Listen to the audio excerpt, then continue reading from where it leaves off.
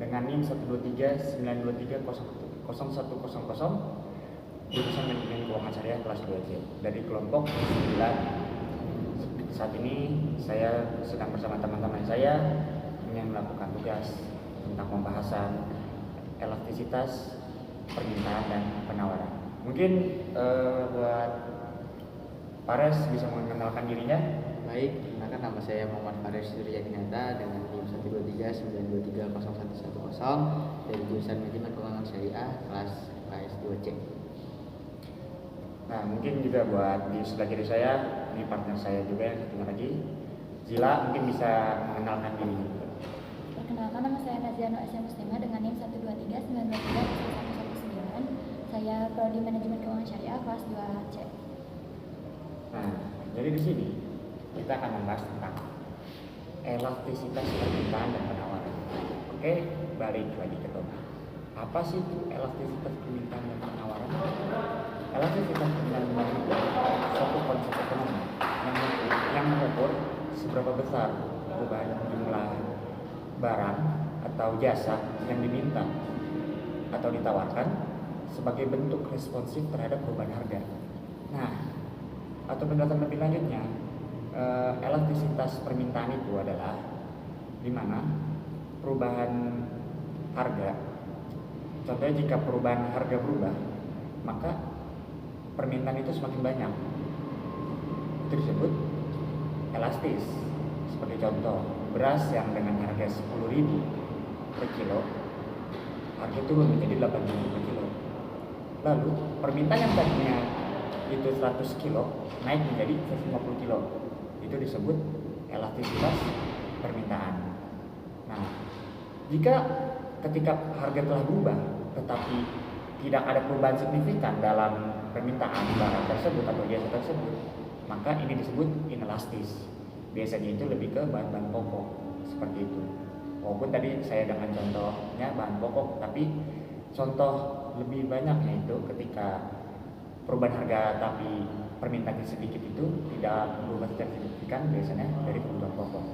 Nah, sedangkan untuk elastisitas penawaran itu sendiri, sebagai contoh, semisal sebuah produsen barang atau tas, ya kita memakai contoh tas saja ya, yang lebih mudah karena kebanyakan orang pasti menggunakan tas itu sebagai kebutuhan sehari-hari, tas sebagai lifestyle atau kebutuhan atau hal-hal yang lainnya, tergantung kegunaan itu sendiri. Nah, tas itu seorang produsen tas melakukan perubahan penawaran ketika perubahan harga. Contoh, misalnya harga yang telah berubah dari 200.000 menjadi 250.000, lalu penawarnya bertambah dari 50 menjadi 75. Ini disebut penawaran elastisitas penawaran, kayak gitu. Elastisitas penawaran. Dan ini disebut elastis dikarenakan responsif dari perubahan penawaran itu sendiri ketika harga tersebut berubah. Nah, untuk yang tidak berubah atau hal yang sebaliknya juga ini disebut inelastis dikarenakan tidak ada perubahan signifikan yang terjadi dalam penawaran ketika harga tersebut berubah. Seperti itu. Nah, mungkin saya akan bertanya lebih lanjut kepada partner-partner saya. Mungkin pertama ke Fares dulu. Ya, saya ingin nanya, apa sih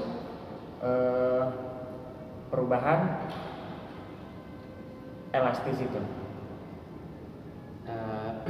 Baik, di sini kenapa sih permintaan itu ya, permintaan dan penawaran itu bisa jadi elastis?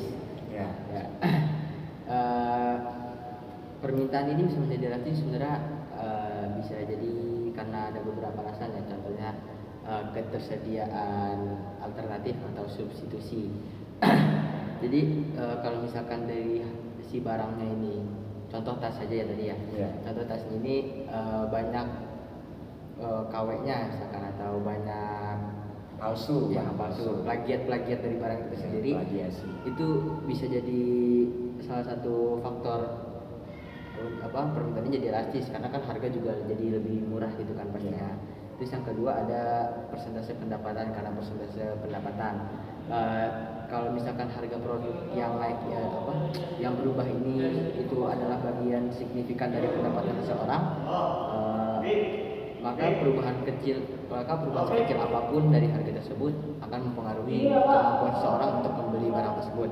Kemudian yang terakhir ada karakteristik produk. Ya, produk dengan penggantian yang mudah dan atau produk yang tidak diperlukan secara mendesak cenderung memiliki permintaan yang elastis. Jadi permintaan menjadi elastis itu sebenarnya kombinasi dari faktor-faktor tersebut. Mungkin itu. Oh, ya. Dan sekarang untuk teman kita juga Najila, mungkin bisa jelasin gitu lebih lanjut apa sih ya pokoknya yang berkaitan tentang elastisitas permintaan dan penawaran itu sendiri. Elastisitas permintaan dan penawaran itu mungkin bisa diaplikasikan ya dalam situasi ekonomi. Contohnya seperti dalam penentuan harga, perusahaan dapat menggunakan elastisitas permintaan dan penawaran ini dalam menentukan harga yang akan dia produksi ke depannya. Biasanya jika permintaan itu elastis, perusahaan itu akan menurunkan harga agar dapat mengejar target pendapatannya. Terus kemudian ada kebijakan pemerintahan. Dalam kebijakan pemerintahan ini, elastisitas dan permintaan penawaran ini berguna untuk seperti merancang atau menentukan suatu pajak, subsidi dan lain-lain. Kemudian ada juga perencanaan produksi. Produsen dapat menggunakan elastisitas permintaan dan penawaran ini untuk merancang bagaimana produksinya ke depan, seperti dalam harga, bahan dan lain-lain. Terus yang terakhir ada evaluasi pasar.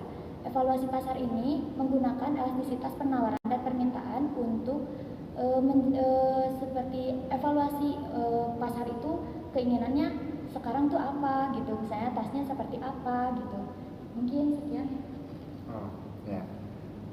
Nah, setelah kita panjang lebar tadi ngebahas tentang elastisitas permintaan dan penawaran, mungkin teman-teman akan mengerti.